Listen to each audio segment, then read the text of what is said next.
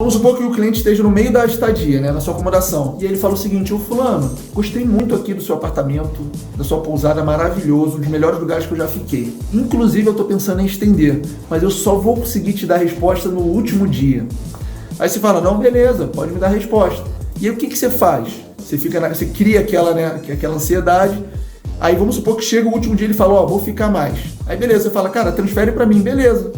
Só que se for depois das 5 horas e ele falar: não, pô, meu Pix não tá funcionando, vou ter que fazer agendamento. Aí você: tá bom. Aí ele agenda no último dia, né, no checkout, pra cair na sua conta no dia seguinte, só que no dia seguinte já é a extensão dele. Aí vai acontecer a mesma coisa que eu te falei que aconteceu com o meu amigo quando a gente administrava junto o imóvel. Então, esse é mais um exemplo de pedidos ou solicitações suspeitas. É porque eu tô falando suspeita aqui nesses cenários que eu falo pra você muito óbvio. Mas quando isso acontece, ou se isso acontecer com você, tomara que nunca aconteça, no momento você não vai saber que é suspeito. Mas tem algumas que ligam o alerta. Um outro que eu já vi também é o seguinte: a pessoa faz a reserva através de alguma plataforma que não é responsável por fazer a transação, ou que você optou por você ser o responsável, e aí a pessoa fala: olha, fiz a reserva pelo cartão da empresa, mas a empresa só autoriza que faça a cobrança tal dia. Você pode me ajudar com isso? E o que eu estou te falando é o seguinte: esse tipo de crime, esse tipo de criminoso, estelionatário, ele vai inventar 1001 desculpas, e eu vou te falar das melhores desculpas, das mais convincentes possíveis. E muitas das vezes a gente cogita. Normalmente o que acontece é o seguinte: enquanto a gente não cai em um dos golpes, a gente não aprende. Sabe aquele conselho que mãe dá, que pai dá: ó, você só vai aprender isso quando acontecer com você?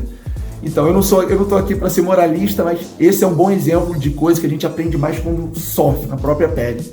Tá? Infelizmente isso acontece, tá todo mundo vulnerável, tá? E eu tô trazendo aqui porque eu tenho certeza que isso pode te ajudar. Só que é o seguinte: eu tenho que ter muita responsabilidade de trazer esse conteúdo para você, porque a primeira coisa é o seguinte: a gente não pode interpretar isso de forma isolada. Não é porque uma reserva de última hora, não é porque a pessoa está com pressa ou urgência, e não é porque tem uma solicitação que possa parecer suspeita, que aquilo é um golpe, que aquilo é uma fraude. Tá? A gente pode até ser injusto. O que eu estou falando é o seguinte: isso daqui foram uns padrões que, com a experiência que eu tenho, tá? Hoje eu administro 8 imóveis, uma casa, um apartamento, eu lido diariamente com alguns anfitriões, né, no Instagram, aqui no YouTube, enfim. E eu tracei essas características em comum.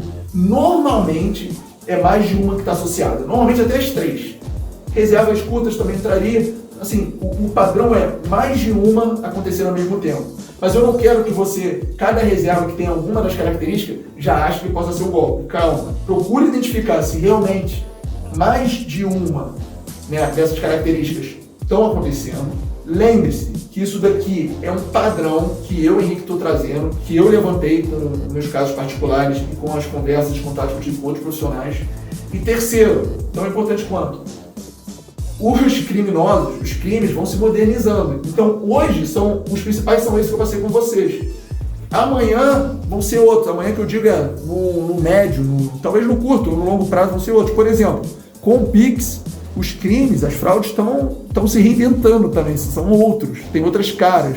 Então qual que é o meu papel aqui? Por que eu estou te falando isso? Porque o que eu quero desenvolver em você é um senso crítico.